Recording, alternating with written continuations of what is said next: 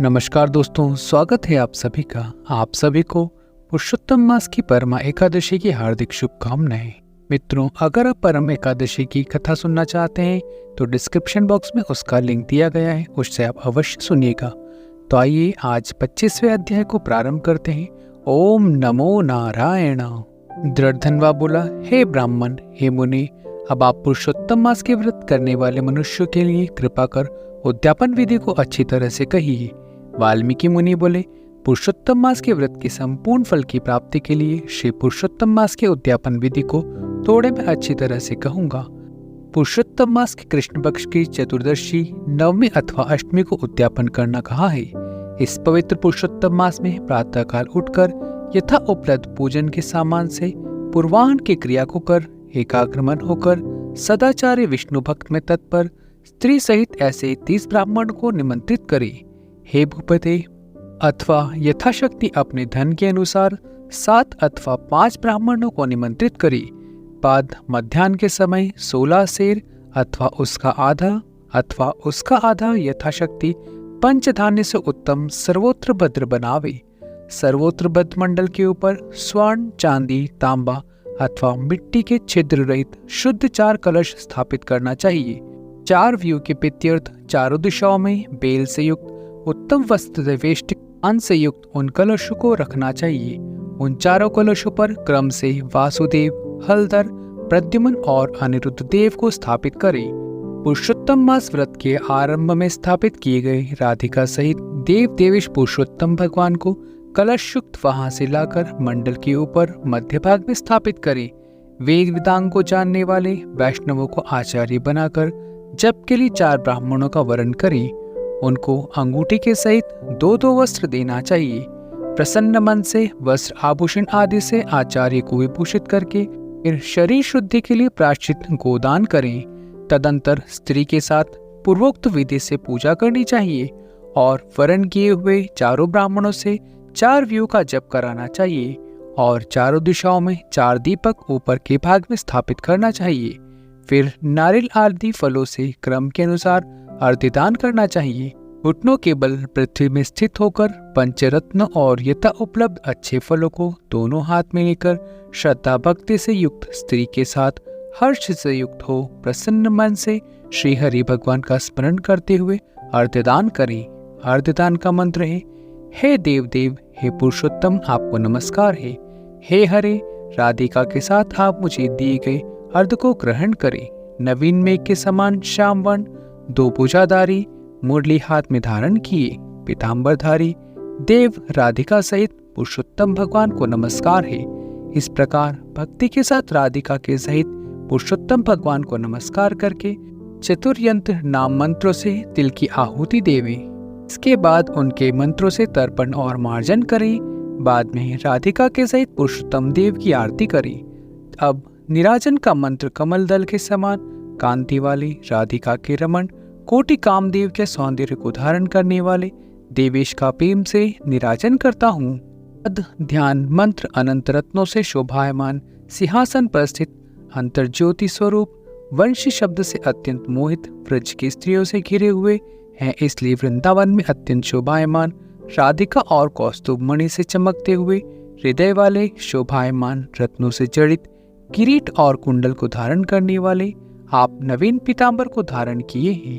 इस प्रकार पुरुषोत्तम भगवान का ध्यान करें। फिर राधिका के सहित पुरुषोत्तम भगवान को पुष्पांजलि देकर स्त्री के साथ साष्टांग नमस्कार करें। नवीन मेघ के समान श्याम वर्ण पीतांबरधारी अच्युत श्रीवत्स से चिन्हित शोभित उर्स्थल वाले राधिका सहित हरि भगवान को नमस्कार है। ब्राह्मण को सुवर्ण के साथ पूर्ण पात्र देवे।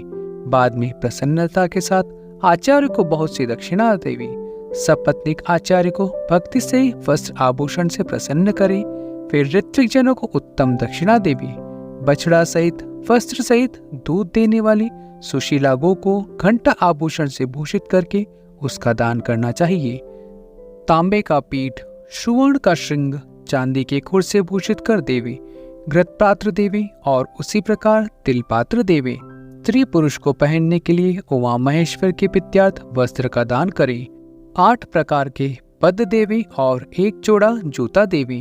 यदि शक्ति हो तो आयु की चंचलता को विचारता हुआ वैष्णव ब्राह्मण को श्रीमद् भागवत का दान करें। देरी नहीं करें। श्रीमद् भागवत साक्षात भगवान का अद्भुत रूप है।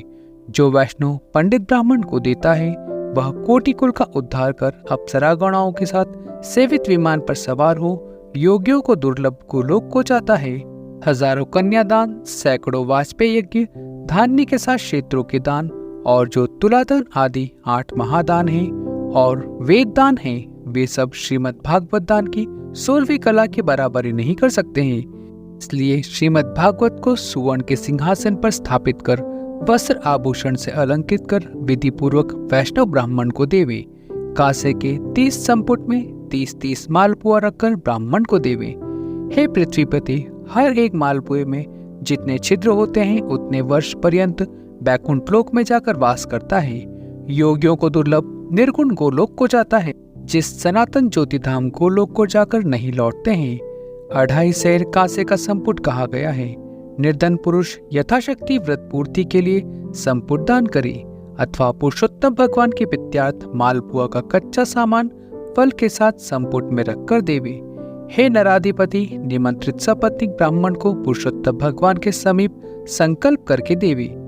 प्रार्थना लिखते हैं, हे श्री कृष्ण, हे जगदाधार, हे जगत आनंदायक, हे जगत को आनंद देने वाले, मेरे समस्त इस लोकों तथा परलोक की कामनाओं को शीघ्र पूर्ण करें। इस प्रकार गोविंद भगवान की प्रार्थना कर प्रसन्नता पूर्वक पुरुषोत्तम भगवान का स्मरण करता हुआ स्त्री सहित सदाचारी ब्राह्मण को भोजन करावे।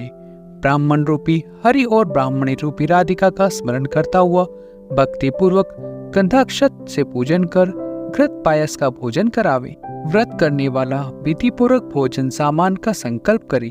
अंगूर, केला, अनेक प्रकार के आम के फल, घी के पके हुए, सुंदर उड़द के बने, चीनी घी के बने घेवर, फैनी खांड के बने मंडक, खरबूजा, ककड़ी का शाक, अदरक, नींबू, आम और अनेक प्रकार के अलग अलग शाक। इस प्रकार षट्रसों से युक्त 4 प्रकार का भोजन सुगंधित पदार्थ से वासित गोरस को परोसकर कोमल वाणी से बोलते हुए, यह स्वादिष्ट है, इसको आपके लिए तैयार किया है, प्रसन्नता के साथ भोजन कीजिए। हे ब्राह्मण, हे प्रभु, जो इस पकाए हुए पदार्थ में अच्छा मालूम हो उसको और मांगिए। मैं धन्य हूँ, आज मैं ब्राह्मणों के अनुग्रह का पात्र हुआ, मेरा जन्म सफल हुआ। इस प्रकार कहकर आनंद पूर्वक ब्राह्मण को भोजन कराकर तांबुल और दक्षिणा देवे। इलायची, लौंग, कपूर, नागरपान, कस्तूरी, जावित्री, कत्था और चूना, इन सब पदार्थों को मिलाकर भगवान के लिए प्रिय तांबुल को देना चाहिए। जो इस प्रकार तांबुल को ब्राह्मण श्रेष्ठ के लिए देता है वह इस लोक में ऐश्वर्य सुख भोग कर परलोक में अमृत का भोक्ता होता है। स्त्री के साथ ब्राह्मणों को प्रसन्न कर हाथ में मोदक देवे और ब्राह्मणियों को विधि पूर्वक वस्त्र आभूषण से अलंकृत कर वंशी देवे। सीमा तक उन ब्राह्मणों को पहुंचाकर विसर्जन करें। मंत्रहीनम क्रियाहीनम भक्तिहीनम जनार्दनम यत् पूजते मया देव परिपूर्ण तदस्तु में। और इस मंत्र से पुरुषोत्तम भगवान को क्षमापन समर्पण करें। यस्य स्मृति च नमोक्तया तपो ज्ञान क्रियादशु न्यूनम संपूर्तयति सगो वंदे तमुच्चितम। इस मंत्र से जनार्दन भगवान को नमस्कार कर जो कुछ कर्म में कमी रह गई हो वह अच्युत भगवान की कृपा से पूर्ण फल देने वाले हों। यह कहकर यथा सुख विचरे, अन्न का यथाभोग विभाग कर भूतों को देकर मिथ्या भाषण से रहित हो, अन्न की निंदा न करता हुआ कुटुंब स्वजनियों के साथ भोजन करें। अमावस्या के दिन रात्रि में जागरण करें। सुवर्ण की प्रतिमा में राधिका के सहित पुरुषोत्तम भगवान का पूजन करें।